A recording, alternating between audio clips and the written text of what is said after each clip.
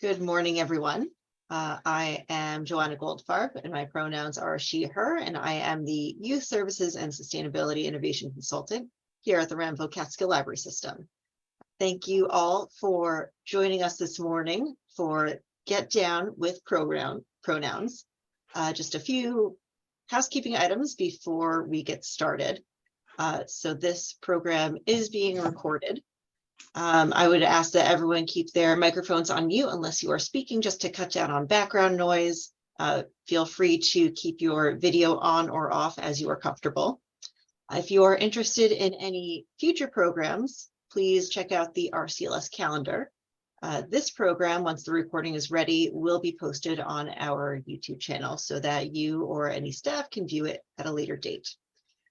Just to note on asking questions during the presentation. Of course, questions are welcome. If you have a clarifying question, such as you need something defined, feel free to put it in the chat and I will ask it right away. If you have any other questions, also feel free to put them in the chat, but they will be saved for the end of the presentation. And now to introduce our speaker, Rob Lorino. Their pronouns are he, they, is a faculty coordinator at Harvard University. They were previously an information services librarian at the Winchester Public Library. They tried out several other careers before, including fashion designer and photographer. When not concocting exciting plans, you can usually find them playing video games, admiring artwork, or luxuriating in the nearest body of water. And with that, Rob, please take it away. All right, thank you for that lovely introduction, Joanna. So my name again is Rob Lorino. I use he, they pronouns. And I'm here today to talk about pronouns and how to use them. I actually grew up around Monticello, so I'm familiar with your neck of the woods, even though I'm in Massachusetts now. I've had experience working in both public and academic libraries here in Massachusetts, including Northeastern and Emmanuel College, as well as some of the libraries that Joanna mentioned as well. So just to kind of start with a little outline of what I'm going to be going over today. I'm not going to be going in depth about gender identities and why people might change their pronouns or why people might start using gendered pronouns. I've got some resources in a list at the end of the presentation here that you can look at if you are curious about those things. But today I really just wanted to focus on the how to use pronouns appropriately for people. Part of the reason why I'm not focusing on the why is because you don't really need to know. You don't need to understand in order to use pronouns appropriately. So as Joanna mentioned, any questions will be saved until the end unless they're clarifying questions. I'm leaving a pretty big chunk of time at the end because I know with these sort of presentations that people often have a lot of specific questions. So feel free to either save those or to throw them in the chat and Joanna can collect them to ask me at the end. One just final thing is about some of the terminology that I'm going to be using. If any of the words are confusing or you're not familiar with them, please feel free to pop something in the chat so that I can define a word for you. A lot of people use the LGBTQ+ or one of those acronyms. I use the word queer as an umbrella term. So anytime you hear me say the word queer, it means LGBTQ+, one of those alphabet acronyms. I just use queer as a shorthand for that. It's my personal preference. So that's just kind of how I talk. I cannot train myself out of it. So without further ado, let's get started. So figured we'd start with a basic definition of what are pronouns. We've got this lovely definition by Merriam-Webster here. Pronouns are broadly words that we use to replace nouns in a sentence.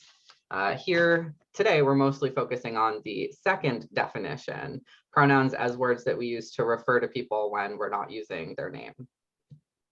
We all use pronouns every day without thinking about it. It's just something that's automatic to us.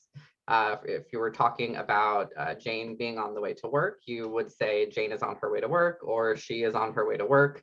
We've just used the third person pronouns she and her instead of using Jane's name in those sentences. In our society, personal pronouns usually have an assumed gender associated with them. The most common personal pronouns that you hear are he, him, and she, her, with he, him being associated with men and she, her being associated with women. They, them, and neopronouns like sie, zir, and fe, fir are typically associated with genders outside of the male-female binary. And that can include people like non-binary people or gender fluid people, just to name a couple. Many people think that they, them is a plural pronoun, but it is both singular and plural. In fact, Merriam-Webster named the singular they as the word of the year in 2019. And we all use they as a singular pronoun all the time, again, probably without even realizing it. So if you are trying to refer to someone whose gender you don't know, you probably do use they, them pronouns already. For example, someone left their jacket on the chair at the restaurant. My mail carrier is so nice. They always leave my packages under the awning. You don't know the gender of the person you're referring to, and you've used they as a pronoun to replace their name because you don't know it. One important thing to remember when we're talking about pronouns as well is that it's important to know that pronouns, the pronouns a person uses do not necessarily correlate with their gender. A non-binary person might use she, her pronouns. A woman might use he, him pronouns. Some people don't use pronouns at all and should be referred to as their name in place of pronouns in a sentence. For example, Sam is picking up Sam's kids on the way to the grocery store. So pronouns do not equal gender. You can't assume that you know someone's pronouns just because you know their gender, and vice versa.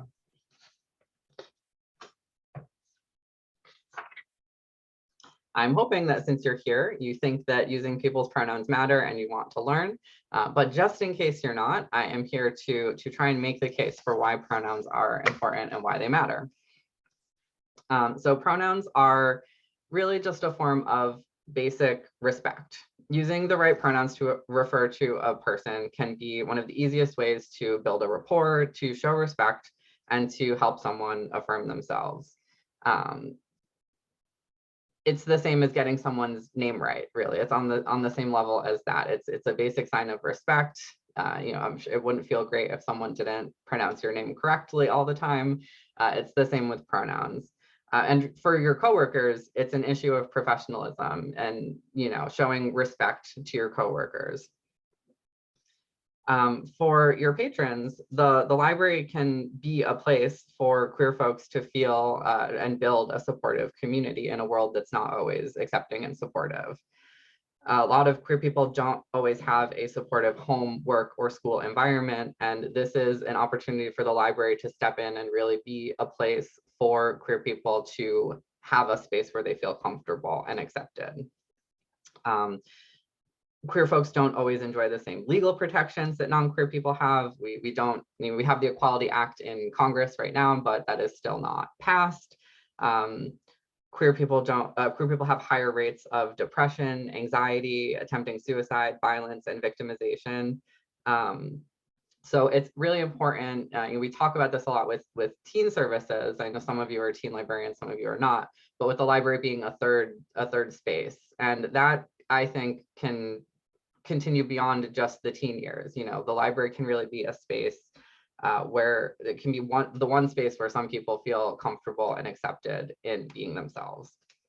And why wouldn't we want to be that space for people? It matters because also because on the flip side, using the wrong pronouns can be harmful or upsetting to people, even if it's accidental and unintentional. The experience of being misgendered can be hurtful, angering, even distracting. So we want all of our colleagues to be working at maximum capacity and not having to deal with the stress that comes around dealing with all these emotions from being misgendered. And we don't want our patrons to feel uncomfortable and not want to come to the library. The experience of misgendering someone accidentally can be embarrassing for both parties, and it can create tension and conflict between staff members or between patrons and staff. As I mentioned before, with the name, another example I like to give is, imagine if you had a colleague who you worked with who insisted on referring to you as he when you use she pronouns all the time. Now imagine you correct your coworker and say, oh, I use she pronouns. I'm a woman, I use she pronouns. And your colleague continues to refer to you as he and sir and Mr. How would that feel? That wouldn't feel great to you.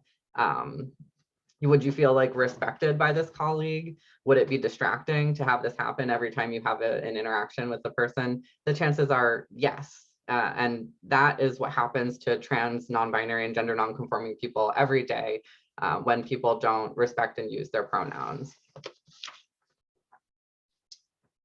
I've got a little video here that 17 put out with some teens that kind of lets the teens speak in their own words about why pronouns are important to them. So I'm just going to run that quick. Hopefully this video cooperates. Just because I may present more femme doesn't mean that I'm any less they, them. You know what, that thing where you're eating a meal, but you're not really eating a meal, you're just kind of picking up food on the counter. My family and I were doing that one night, and I just kind of looked at them and said, hey guys, I'm non-binary.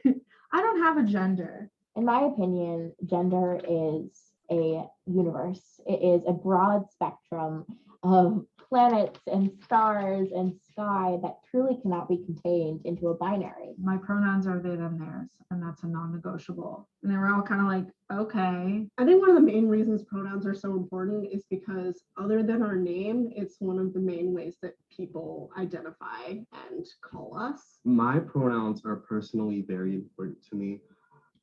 Growing up, enculturated into kind of a system that really subscribes to toxic masculinity, I was always uncomfortable with being called dude, what's up, man. I was so bad at dapping people up, like, how like guys like do that whole like that thing. I was so bad at that, and it just I felt very alienated every time someone would do that to me. So when someone identifies with a pronoun, they're essentially taking their little piece of that broad universe and identifying with that.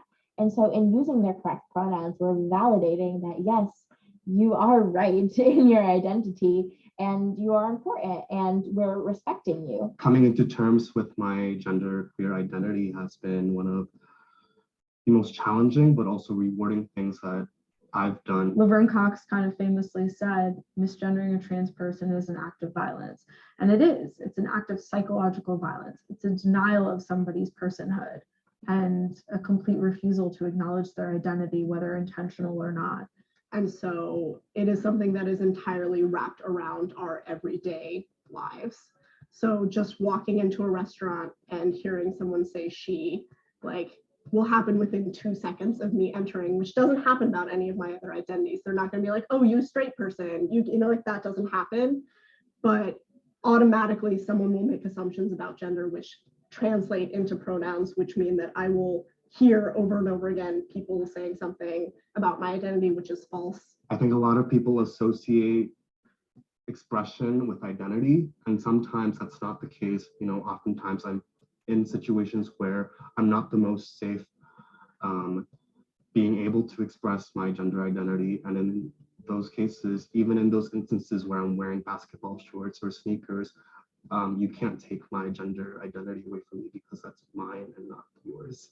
So many different options for who you are and how to define that. So when someone chooses a personal pronoun that they identify with, using that pronoun is a form of respect and a form of validation that, yes, this is your rightful identity and I will respect that. And I know personally when I get misgendered by strangers, it's one thing, but it's especially painful when it's people who are close to you.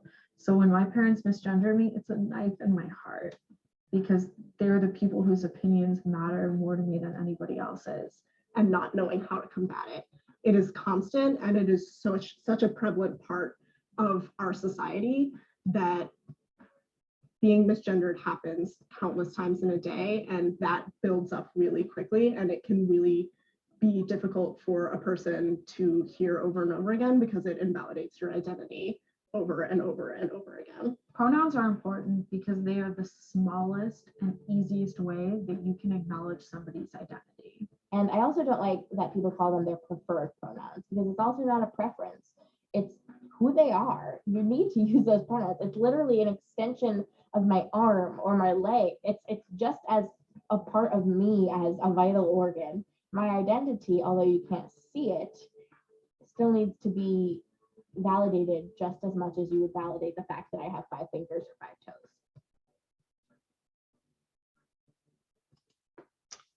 So as one of the speakers in that video mentioned, you can't go based on gender expression to understand someone's gender or the pronouns someone uses.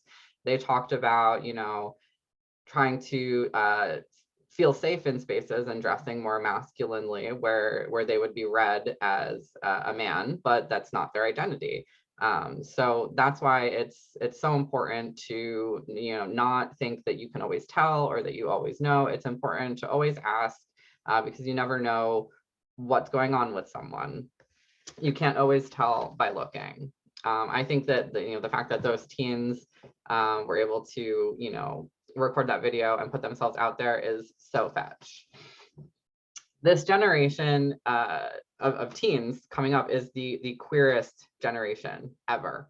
And I always like to say, as a former teen librarian, teens are future library board members. Teens are future library stakeholders. So you want to create an environment where your teens can feel comfortable to be themselves, can feel accepted, to make them lifelong library users. You don't want to lose them. You want to make sure that they see the library as a space that is welcoming and affirming to them.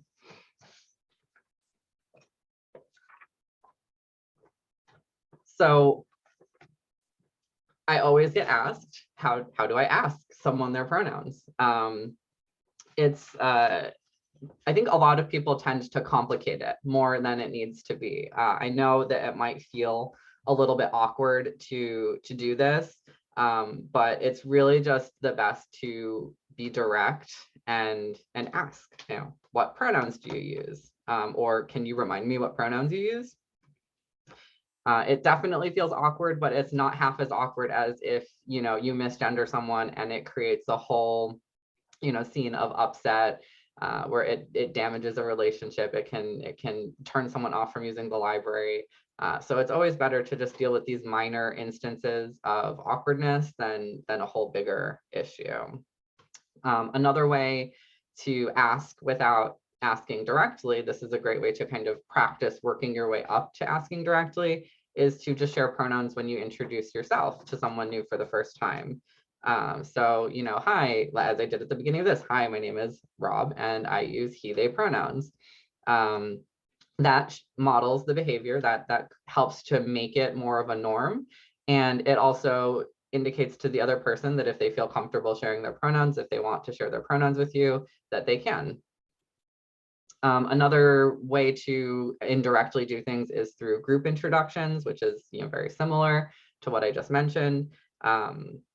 When you're meeting in a group, a great way to do this is to be like, tell us your name, tell us where you come from, and tell us your pronouns. Like I said, the best way to handle this is to really just be direct and to be casual about it. It might feel awkward, but the more casual you can make it, the more casual it is. If you treat it like it's a big deal, it will be more likely to be a big deal. And the last piece I want to address here on how to ask is make sure that there's not any pressure involved. If someone doesn't want to share their pronouns, that's all right. There might be a variety of reasons why someone doesn't want to do that. Someone might be questioning about what pronouns they use. Someone might not use any pronouns and not feel comfortable sharing that. They might not feel comfortable sharing in that moment or in that specific space. That might feel unsafe for them to do so. They might feel like bullying or harassment if they share. So allow people the option to not share their pronouns and don't draw attention to it. I mean, of course, some people, might not have those reasons. They might just think it's silly and not want to do it. Whatever someone's reason is, you don't know, don't make a big deal about it. Just, let people share if they want and not share if they don't. What's important is providing the space and opportunity for people to share their pronouns, and in a stress-free, pressure-free way. Again, it just kind of helps to create norms around it. And that's really what we're trying to do. It gets less awkward as it becomes more of a norm in your life and in other people's lives. Another thing that I get asked a lot about is around pronunciation of neopronouns. So obviously these are like new words, newer words than he and she and they, and they tend to use letters like X and Z, or combinations of vowels and letters that we're not used to putting together. So totally understanding how that can be confusing. Before I actually get into any of the pronunciation on these, I want to emphasize that when in doubt about how to pronounce someone's pronouns, just ask. Hi, Kyle, I saw that you use XE pronouns and I want to make sure I'm pronouncing them right. Can you tell me how to pronounce your pronouns? People are happy to share how to pronounce their pronouns, as people are happy to share how to pronounce their names. If you had to ask that, again, there's this feeling of awkwardness that can come around asking these questions, but the more casual you can be about it, the less awkward it is. I feel like we tend to create a lot of this buildup and tension around it, and we make it a big deal. And the more we can work at undoing that, the easier all of this becomes. So for our first series and our second series here, they are actually pronounced the same, even though they use different letters. So Z, Zir, Zirs is how you would say the first series. Z went to the store to buy some carrots. The second series is Z, here, hears. Z got here apples when Z were grocery shopping. See, even I, will mess up pronouns, and it's okay. Correct myself and I move on. The next series is Faye, Fair, and Fairs. Faye ate the apples that Z gave to, I'm having a moment right now. Let me grab some water.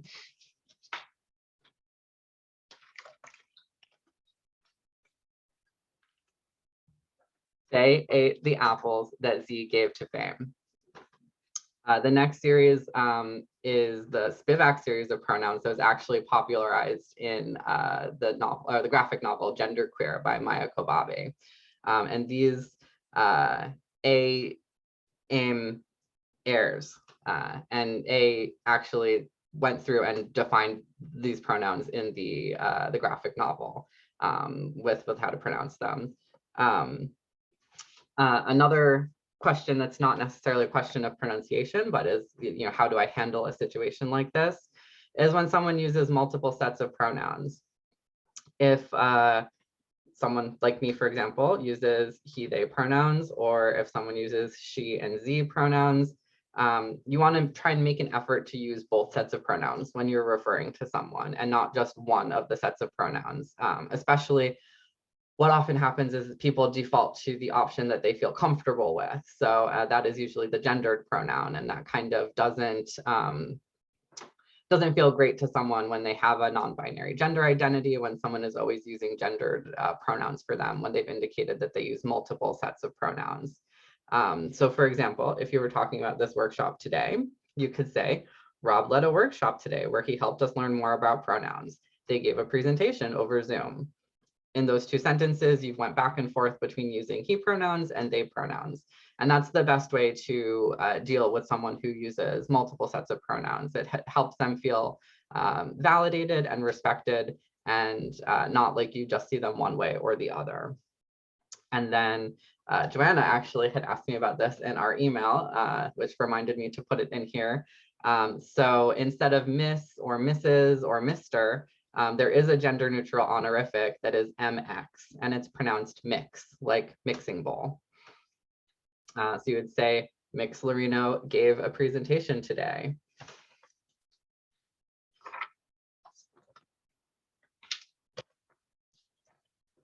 So now I'm going to talk about how to create a welcoming environment. I'm gonna spend time talking about how to do that on the patron side of things and how to do that on the staff side of things. You know, for patrons who are using pronouns that you might not be familiar with, or different pronouns than they used to use, and then on the staff side for the same thing. Obviously, a lot of the things for both of these have some overlap, but you know, kind of broadly assuming that this is the patron side of things, and my next slide will be for the staff side of things and some more specifics there. So the first thing to emphasize is that it's so important to get all of your staff on board with creating a welcoming environment. You don't want an inconsistent customer service experience, and all it takes is one bad experience to scare someone off from the library for good. So you want to make sure that everyone's on board and that no one is going to have a bad experience with people respecting their pronouns and their identity. So the big thing here that we're so ingrained to do that is really hard to get out of is to try not to assume people's gender. Our brains are wired to look for patterns, and we grow up in a society that hits us over the head with gendered messages from the time we are literal babies. So, you know, pink is for girls, blue is for boys.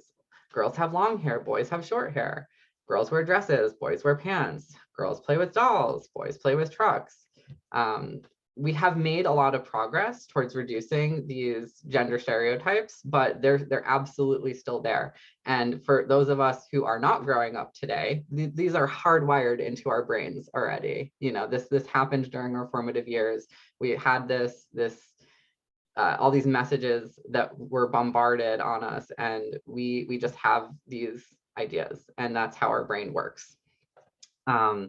So work at not immediately looking at someone wearing pink with long hair and assuming that that's a woman. In general, you want to try to avoid gendered terms if you don't know someone's gender. You often don't need to use gendered terms when you're referring to someone. The number one thing I hear here is, well, what if I'm trying to get someone's attention? You know, I want to say, excuse me, miss, or, you know, the woman over, you know, at the computer, can you, you know, do X, Y, Z. You don't need to put gender into that. I know that's our default, but it's not necessary. Something that I do is I specify something that someone's wearing or something about their physical appearance. You know, so excuse me, the person in the red coat at the computer, to get their attention. Or, you know, the person with the short blonde hair, can you come here for a moment? These are ways to get someone's attention, to indicate who you're talking about without using gendered terms to refer to someone. The other big thing I hear from people is regarding terms of respect and honorifics. So sir and ma'am are big ones. People are like, but I've been raised to always refer to someone as sir or ma'am. It's a respect thing. I know that it's hard to unlearn those things, but it's not respectful to misgender someone. So doing that, you know, assuming someone's gender that you don't know and using a gender term towards them isn't respectful if that's not their identity. And there are other ways in conversation to convey being respectful, like, you know, being respectful, speaking to someone in a more formal way, or, you know, just, we all know how to treat people with respect, and that's what we do in conversations. The word sir or ma'am isn't what indicates we're being respectful to someone. It's our behavior. Mr. and Miss are also not necessary if you don't know someone's gender. We can refer to people by their names instead of using those gendered honorifics. And then in group settings, ladies and gentlemen is a very common one to refer to, like an audience or a group. I like to replace ladies and gentlemen with guests, friends, patrons, welcome everyone instead of welcome ladies and gentlemen. You have to figure out what feels comfortable to you. And it's important to just kind of work at eliminating these gendered terms from our language as much as possible to help make everyone feel welcome. And then another one I struggle with personally is like certain terms are gendered when you're referring to a group like guys. You know, some people might not think that guys is like a gendered term when you're referring to a group of people, but some people do and don't feel comfortable being referred to in that way. So when I'm talking about a group of people that's not like an audience, I'll say folks, I'll say y'all, which might be a little Southern for some people. I'll say friends, I'll say everyone, I'll say all. It's kind of just about experimenting with switching out that language and seeing what feels comfortable for you. You might feel like y'all makes me sound like a Southern like belle, and I don't like that. So, you know, that one's not for you. There are other options that you can experiment with, play around with, and just see what feels comfortable for you. We also want to make sure we're not assuming interests based on gender. That's just generally a good practice, in addition to being a way to help make people feel welcome. This I find is especially prevalent when I've worked with teens and with children the most, is that people make a lot of assumptions based on the child's gender, what kind of book they want to read, what kind of activity they want to do. Unless the patron specifically asks for something, you don't want to limit yourself based on stereotypes. So don't just assume that a boy doesn't want to read a book with a female protagonist. Don't assume that a woman wants to read a romance novel and not a sci-fi novel. Don't assume that a non-binary person only wants to read books with queer characters. You want to make sure that you are actually talking to people as individuals instead of making gendered assumptions. Huge part of making an environment welcome is flexibility. Our identities are not static, especially with teenagers. As people learn and grow and discover more about themselves, they might change their name, they might change their pronouns, they might change other identities. That's totally okay and normal. People will try on sexualities or genders or pronouns or names all the time to, again, see what fits, what works for them. It's our job to not judge people, to accept what they tell you, and to move on and respect what they've told you. You might not understand how someone could identify in a certain way and use a certain set of pronouns. Someone might tell you, you know, I'm a non-binary lesbian and I use he, him pronouns. That might be really confusing for you. You might be like, I don't understand how you can have this combination of things. That's all right. You don't have to understand. It doesn't have to make sense to you. You just have to respect that this person knows their identity best and just use the names and the pronouns that they tell you to use until they tell you that that's changed. With teens especially, be ready for identities to be changing day to day, week to week. I literally had teens that would come in and be like, my name is Snow today. And it's like, all right, hey Snow, how's it going? And then next week, it's like, actually, my name's Moss. It's like, okay, cool, Moss. And what pronouns are we using today? So, you know, just roll with the punches, you know, and do your best. Of course, there are going to be mistakes, but, you know, do your best to just respect people and understand that they know themselves best. A little caveat to this is that kids and young adults in particular aren't always out to everyone, especially not to teachers or parents. So when you're interacting with a teen who might be, you know, using different pronouns or a different name, it's important to have a conversation with them to ask what names and pronouns you should use with them and their friends versus with other people in their life. You know, like if your mom calls, like, do you want me to refer to you with these pronouns or these pronouns? What's the safest and the most comfortable for you? I'm gonna grab a drink before I go on to the next point.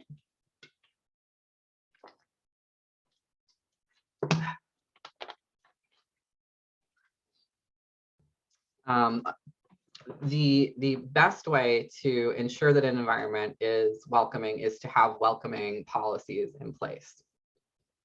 If you have a non-discrimination policy, make sure that you've included sexuality and gender identity and expression in those non-discrimination policies and make it explicit.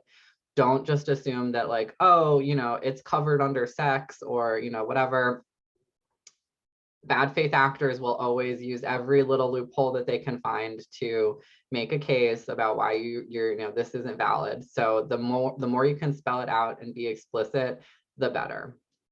It also kind of shows queer people that you are an ally when these things have been explicitly called out. I know that when I was interviewing at libraries for jobs, that was one of the first things that I would always check as like a staff person is what is their non-discrimination policy and is sexuality and gender included in it? Because that indicated to me that that was something that that library cared about and that that was important.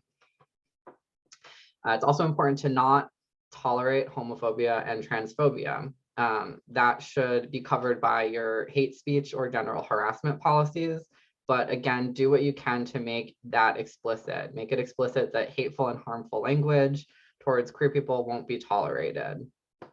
Oh, and to my point before, the non-discrimination policies absolutely fall under every library's mission to create a welcoming environment for all of their patrons. Even if you don't think you have queer patrons, even if you don't see your queer patrons, every community has queer people in it. And so you have queer patrons, whether or not you see them. And it's often important to be more explicitly welcoming in places where you don't think you see queer people. Because if you don't see them, then that means that they don't feel comfortable. Our ILSs are another place where a lot of gender information is gathered and used and stored in ways that we can make a little bit more friendly and welcoming towards queer people. Do you collect gender information when you're taking a library card application in? If you do, why? Do you use that information for anything? Is it important? Do you need it? Those are all valid questions. It's something to think about. If you do decide that that's something you need, are there only 2 gender options? And if there are, consider adding additional gender options as well. And with ILSs as well, many of your queer patrons might not have documents that match their gender identity, their name, all of that. It's difficult, it's expensive, it's time consuming to change your legal documents. But there are ways that we can go about making the library experience one where someone doesn't have to be constantly misgendered or dead named. I know in some of the ILSs that I've worked with in the past that there is a preferred name field. You can enter the name that someone uses into the preferred name field if that doesn't match their legal name. Of course we have to collect the name that's on their driver's license or whatever documentation we're using, but we can put in a preferred name and have that be the name that pops up so that people who are interacting with this patron know that that's what to call them. Same with if you don't have that kind of field, you may have a notes field that can pop up. You can use that instead. This patron uses the name blank, uses the pronouns she, her. There are ways that we can go about making this process more friendly to our queer patrons. And you also can turn the space into a space that feels welcoming by displaying posters or stickers or buttons that indicate that it's a safe space, that it's a welcoming space. Those are again all cues as a queer person when I'm entering a space that I'm keeping my eye out for to see, like, does this space feel welcoming and accepting to me? It's all great that you're all doing this training, but trainings should happen regularly. They are not a one and done thing. You have not ticked off I've done my gender and pronouns training and I am good forever. Never need to do this again. Especially around queer issues, terminology changes so fast. I was updating this presentation and I realized I had a lot of stuff that was out of date. It's only been a couple years since I've, done this kind of presentation. So you want to make sure that these trainings are happening regularly. And then another place where I often see the trainings fail is when you get a training and then there's no follow-up about how the new knowledge that you've gained affects staff's jobs. You have to let them know how it affects their day-to-day. So you want to prepare your staff to use the knowledge that you've just gained in a presentation in their positions, whatever that means for your organization. It might look like new expectations in customer service when someone's interacting with a patron, that the expectation is now that you ask for pronouns or you introduce your pronouns. It might look like changing the norms for work meetings, making sure you include your pronouns or you ask for pronouns when you're going around and introducing yourself to a group. It might look like training staff on how to input data into the ILS. This is the new expectation. When we take in a library card application, we ask if people have a preferred name, if they'd like to include their pronouns. It can look like any of these things. Whatever makes sense for your organization, there has to be follow-up on the trainings about how it applies to the day-to-day.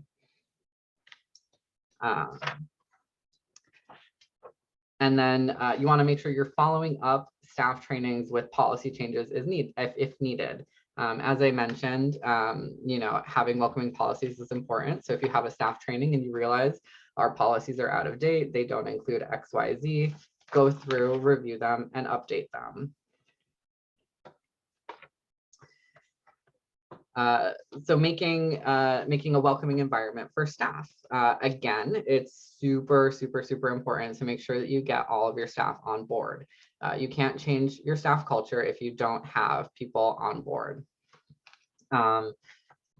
You want to foster an environment that's friendly to queer staff and respecting pronouns. To do this, it's important to not tolerate microaggressions, to not tolerate people using the appropriate pronouns for someone. Don't tolerate people using the incorrect name for someone. Obviously, it's important to give people grace as they're learning and adjusting to something new. But oftentimes that grace period goes on for a rather long time. And I'm speaking from personal experience. It feels like a brush off. It feels like a way to kick the can down the road to someone who's dealing with getting misgendered or people not using the correct name.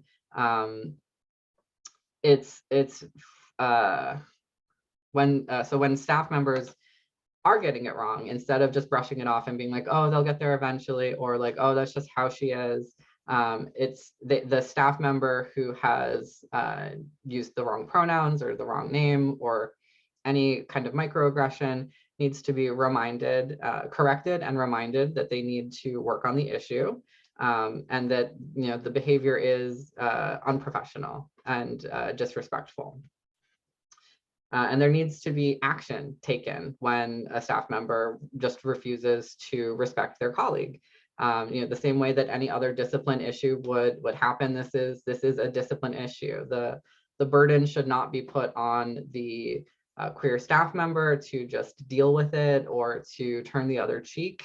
There needs to be actual accountability and responsibility on behalf of the person who refuses to correct their behavior. If you don't require accountability, essentially you're taking the side of someone who's disrespecting their coworker, and in any other discipline situation, you wouldn't do that. If the form of disrespect was different, things would play out differently. If you had a male employee who was constantly referring to his female colleagues as little girl or little lady or sweetheart or honey, and that made her feel disrespected and not taken seriously, would you ask her to just ignore it and deal with it or give him time? He's from a different era. No, you would ask him to change his behavior because that's not professional and respectful and appropriate behavior for a workplace. One other thing that often comes up is that queer staff can sometimes feel that their complaints aren't being taken seriously. So a queer staff member might tell you that something is an issue and you might be like, well, that doesn't feel like a big issue to me, so I'm not going to do anything about it. It doesn't have to make sense to you. You don't have to understand it. Queer folks know more about what's disrespectful to them and their community than someone who's not a member of the community does. So you have to, even if it doesn't make sense to you, if it doesn't seem like a big deal to you, if it's a big deal to a queer staff member, it needs to be taken seriously and addressed seriously. You want to, as I mentioned earlier, you want to try and normalize pronouns for everyone. So you can normalize pronouns by displaying your pronouns in a variety of ways at your workplace.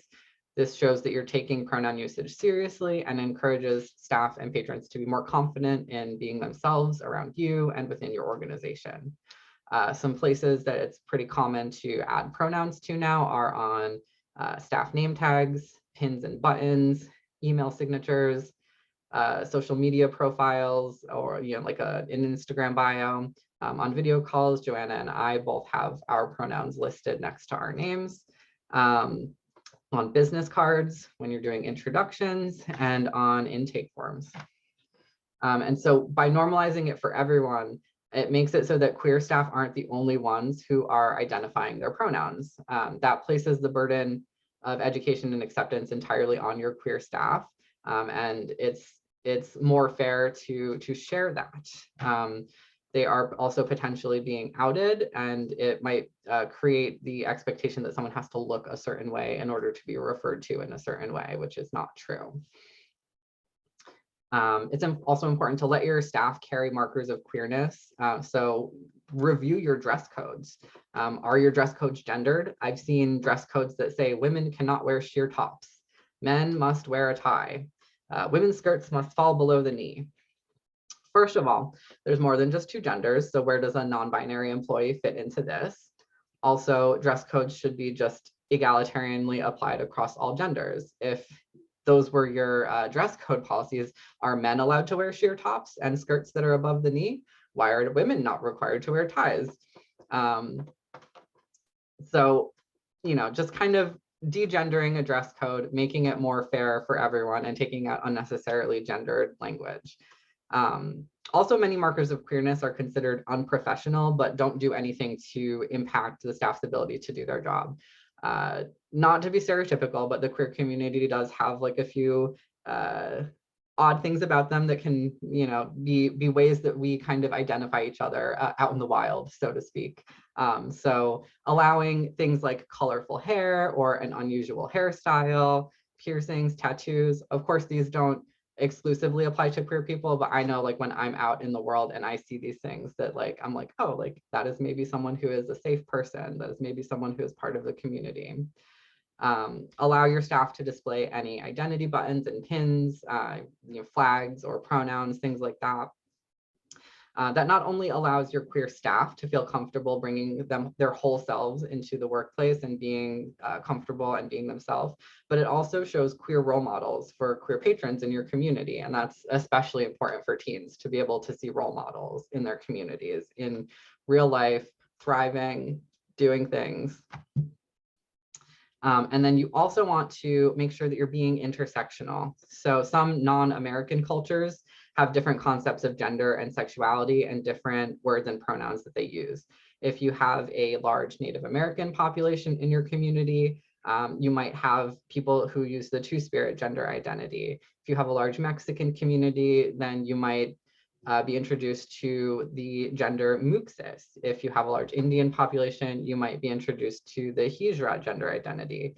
So know your community, do your research, talk to people, and you might find that our kind of American ideas of gender and sexuality are just kind of the tip of the iceberg in your community.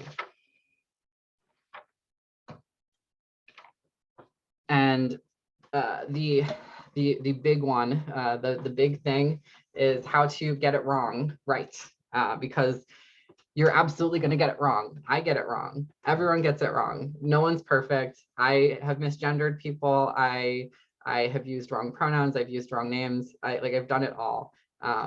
the important part is knowing how to do it correctly and make the experience as minimally damaging as possible. So really it boils down to apologize, correct yourself, and do better. The first thing to do in your head when you make a mistake, remember it is okay to make mistakes. We all make mistakes. Nobody's perfect. You want to not make a big deal about it. Apologize. I'm sorry. Use the correct pronoun, and then move on in the conversation. As I had mentioned before, we often make a big deal about these things, and when we don't make a big, when we make a big deal about things, they become a big deal. If we can make things casual, make things not awkward, it helps to make the experience smoother for everyone. What I see oftentimes is people make it about themselves. They center it on themselves and their guilt and their bad feelings. So if someone misgenders someone, it might be like, oh my gosh, I'm so sorry. It's so hard for me to get these pronouns right. I just, there's so many new ones, and like you just changed and I don't know how to do this. And that like, I didn't grow up with that. And then it becomes this whole thing about you. You're drawing all of the focus onto you and your bad feelings. And then you're almost making the person who you've done harm to feel like they have to comfort you and make you feel better and apologize to you and absolve you of your guilt. So you want to make sure that you're keeping it focused on the other person and that you are just correcting yourself and moving on. Some people have a strong reaction to when their pronouns are not used, and they might be hurt and they might need some space to recenter themselves. Just make sure that you're not making it about yourself and focusing on the other person. If you had accidentally stepped on someone's toe, you wouldn't go, oh my gosh, I'm so sorry. It's so hard for me to walk. You were right there. You were in the way. Like, no, it's not about that. It's about, oh my gosh, I'm sorry. I hurt you. Like, let me try to not do that again in the future. And how do I help you right now? Be empathetic to your injured coworker. In order to avoid getting it wrong, the best thing that I recommend is honestly just practice.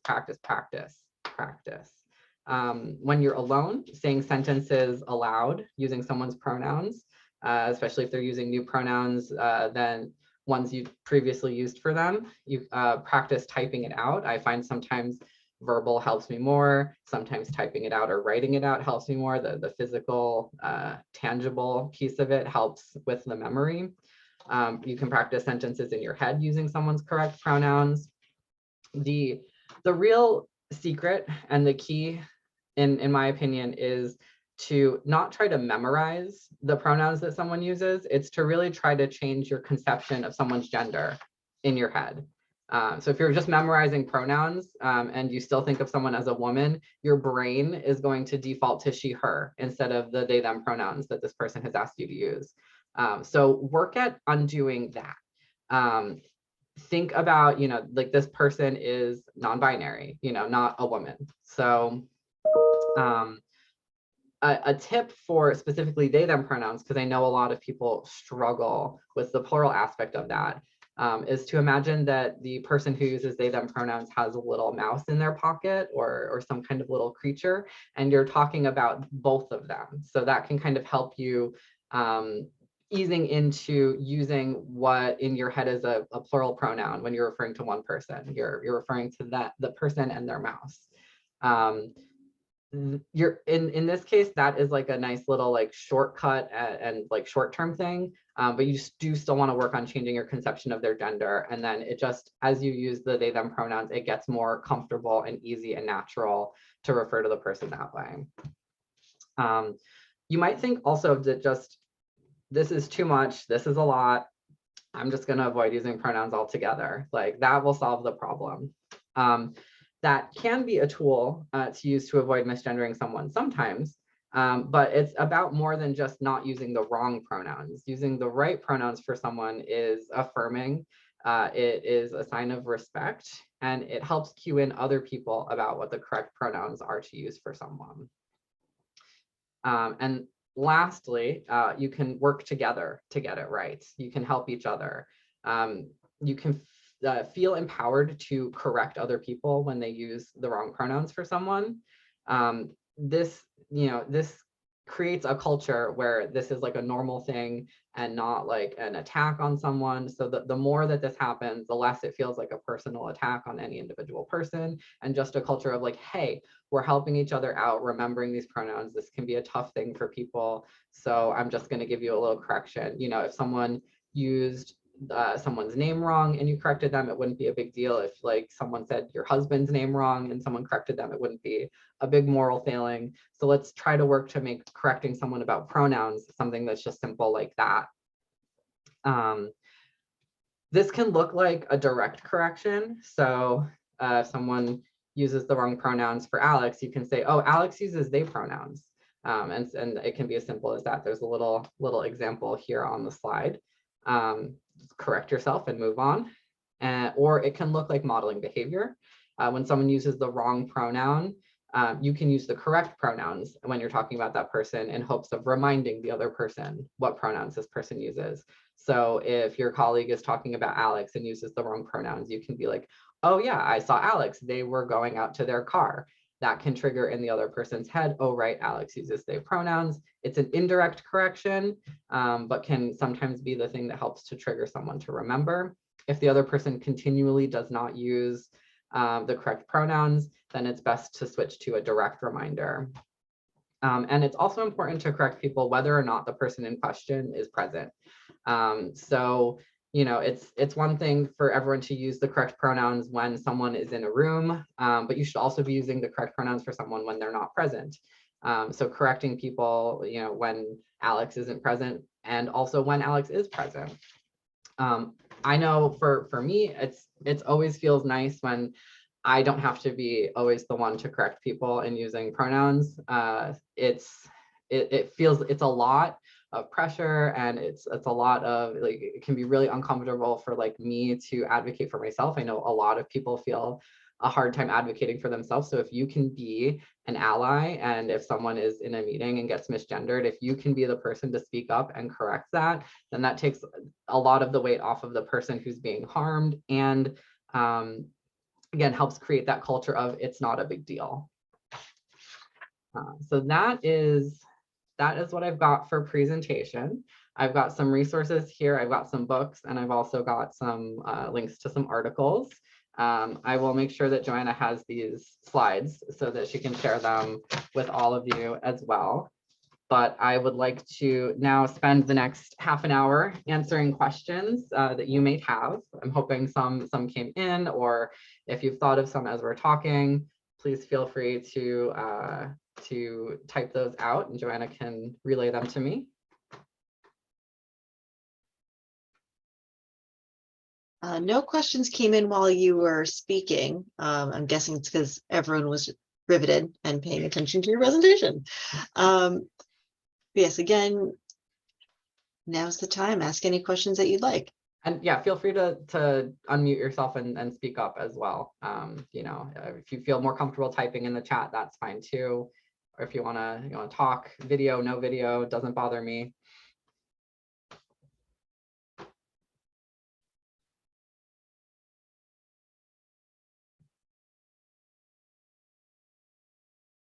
Should have planted some questions with you, Joanna.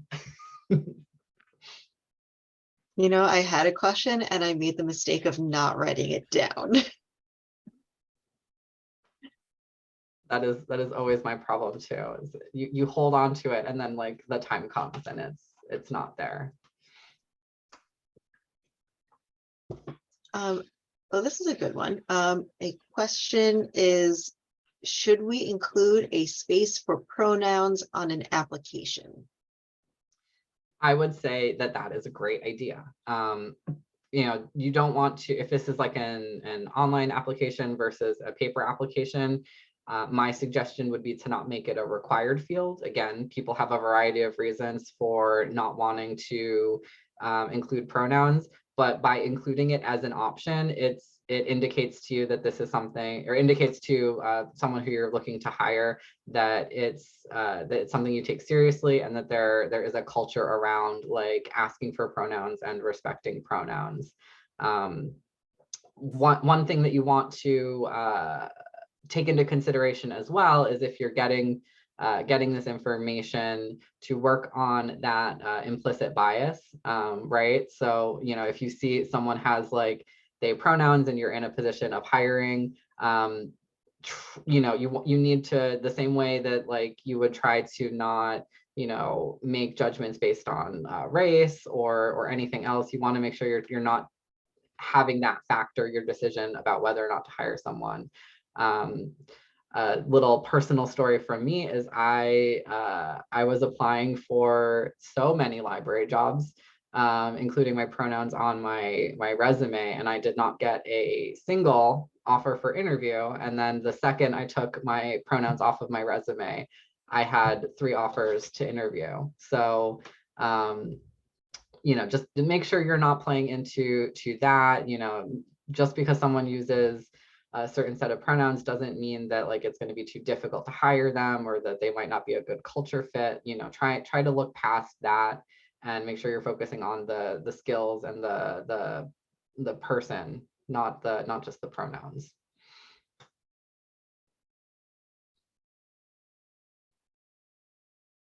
Okay. Ooh, another question. Regarding the balance of respect for a person. So for example, a teen, and their fluidity or not being out to those around them. Any tips regarding that? Yeah, so having like a private conversation, like that's the best way to go. One-on-one, like private conversation about like, like you use they them pronouns, or you told me that you're trans, or whatever, you're using this name. Is this a safe name to use with the adults in your life? Is this, is there anyone who you'd like me to not use this name, these pronouns, share this information with? And that obviously conversation is going to go different based on the kind of relationship that you have with any individual teen. I'm assuming that if they're comfortable enough to tell you this information, that you have some kind of rapport, so it shouldn't be too difficult to have this conversation. The one thing that I often hear from people, because I've had to ask supervisors to not use the correct pronouns in like a recommendation letter and stuff like that, because I didn't want to be outed. I didn't want to, as I said, experience like not getting a job interview because, or not getting a job offer because of my pronouns. And so my supervisor in these instances, she expressed to me, she's like, this just feels icky. Like, I don't like doing this. I don't like having to misgender you. But you're asking me to, and I understand why. So like, I have to do it. So it's a simple conversation, and then getting over kind of any like ickiness or discomfort you might feel from using the wrong pronouns for someone when you're talking to their adults, their parents, their teachers, anything like that. And that's just a matter of like sitting with it and just knowing that this person asked you to do this and gave you the okay and the permission to do this. And just understanding that, and understanding that like the world we live in sucks sometimes, but we have to do these things to help keep people safe and comfortable.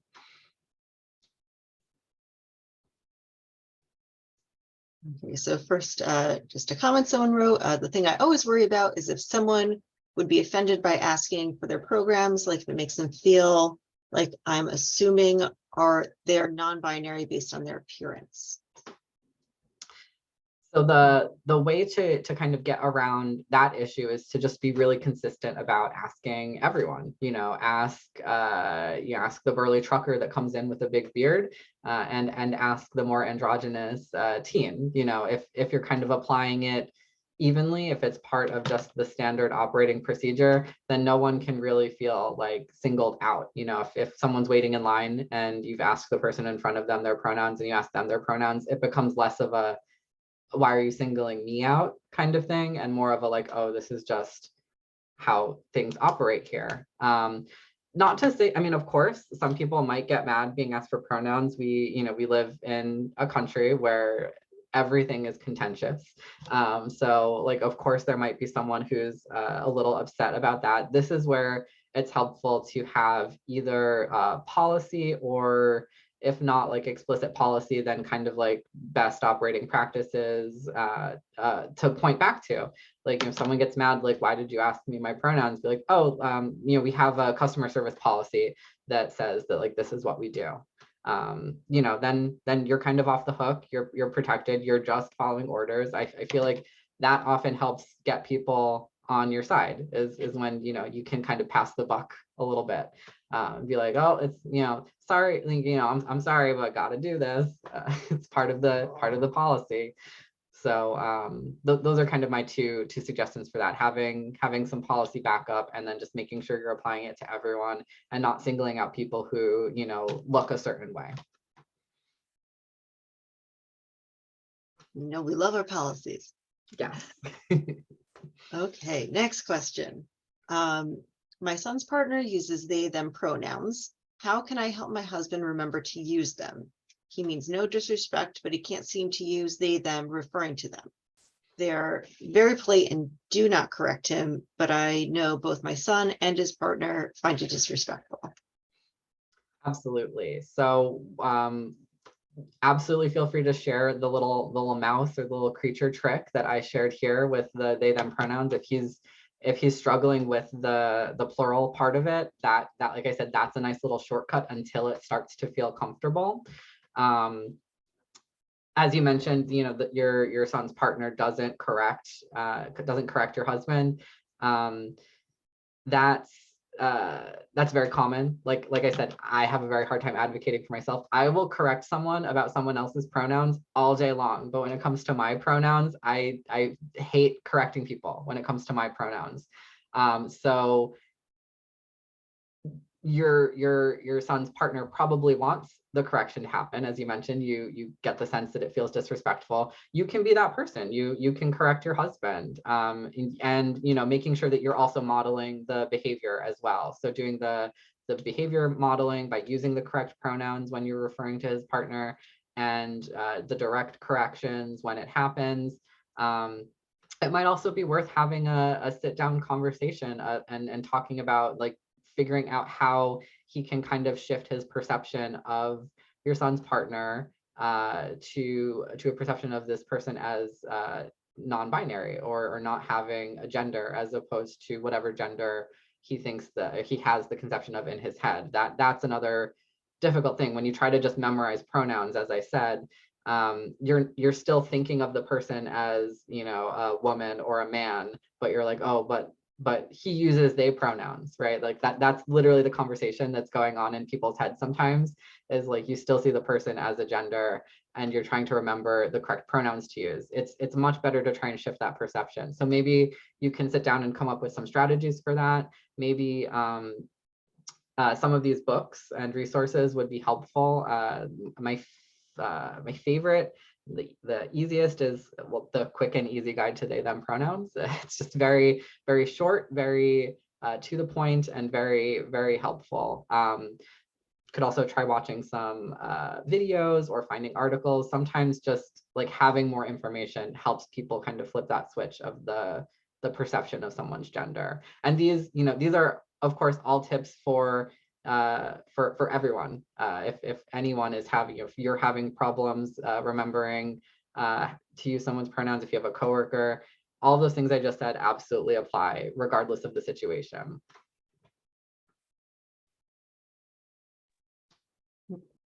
He said, thank you. Another question, and I do want to mention that some folks are sending their questions to me directly. That's absolutely fine. If you're uncomfortable for any reason, that's totally fine. Just send a direct message to me and I'll read out your question. So the next question is, how can I get more coworkers on board with not being so hateful? I'm younger end of the staff in my public library, and it's very frustrating to hear the same disregarding speech from older staff members. So again, that is where policy helps. So that, as opposed to the external policy that we're doing, customer service policy, now we're talking about internal policy. Getting, if, obviously every library is going to be different. Maybe your director is one of the people that is older and being hateful and disrespectful, but if they are not, it's easier to try and win them over to your side than to win everyone over, and they're really the person who can help change the policy and change the culture. I always hesitate to use this word, but there needs to be some kind of consequences for disrespectful behavior. I know it sounds like very heavy and dire and scary, but like, I'm not talking about like you're going to be fired if you don't use someone's pronouns or something, but like there needs to be like discipline, like some kind of discipline that happens when someone is, not respecting their colleagues. A conversation with their supervisor, or like something needs to be noted on their annual review or something like that, as like an issue to work on. We have these systems in place at our libraries a lot of the times for if someone's not doing their job, or if someone's needs correction, and we just don't use them in this kind of situation. If people feel like there are no consequences, they are just going to continue to do bad behavior because there are no consequences. So why should they stop? So there needs to be some kind of deterrent to get the really like hateful people like on board with at least like giving basic respect. And then, just trying to find other allies. If you have other younger coworkers in your library, or maybe there's someone on in the friends group or on the board who can be an ally to you to kind of try and help change the culture. That's just something that you like, it's going to take work and it's hard. And I'm sorry that you're in a situation like that. Like, I know that's really difficult. But so finding those allies, getting policy to change, and really like holding people accountable for their actions. It's, sometimes analogies, I tried to include a lot of analogies in my presentation. Sometimes analogies kind of help flip that switch for people too. So be like, so if this was a race thing, would you just let this person be getting away with, not, like using this term, or not respecting, a coworker of a different race? Or if this was the sexist thing, would you be letting this person get away with it? So kind of trying to frame things differently, find your allies, and sometimes the change does need to come from above, and it sounds like that might be the case if people are just not wanting to give basic respect and are being hateful. So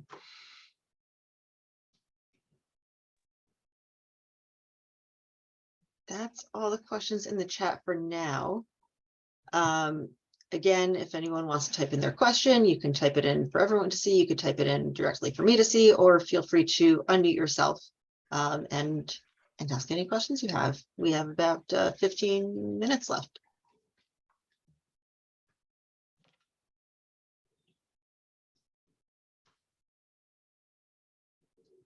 And I will share something really quickly that someone here actually taught me when it comes to they, them, and reminding people that it's not always plural. So if that's how they're thinking about it in their mind, it's not always plural. If you're just saying, hey, so-and-so forgot their keys on the bed, can you get it for them? That's one person that you're talking about, and you didn't, use any gender. That I thought that was a nice shift in my thinking. that's why I love the jacket example, because I feel like we all do. If you sit down at a restaurant and there's a jacket on the back of your seat, it's like, oh, someone left their jacket. You don't know who that person is. We all, like, that is just like what would come out of our mouths, like the natural speech, like someone left their jacket. So, or I guess let's take it to the library. You find a jacket on the chair at a computer station. Oh no, someone left their jacket. Let's put it in lost and found. So like, we do that. Like, I find it's helpful to remind people that like, you already do this, you do this unconsciously. It's just now just a matter of bringing that thinking into your active thinking and doing it intentionally.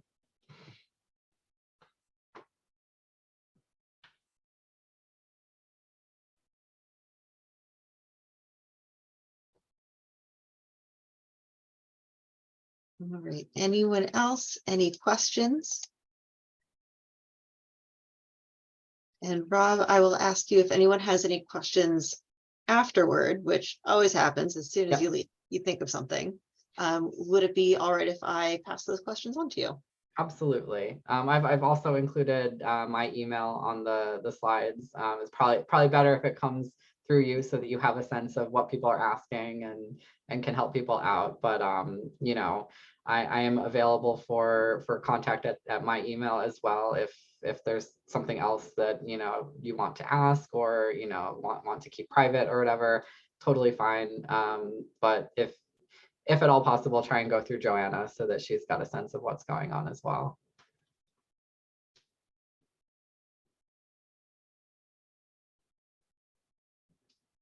All right, well, I don't see anything else coming in and I don't see anyone unmuting.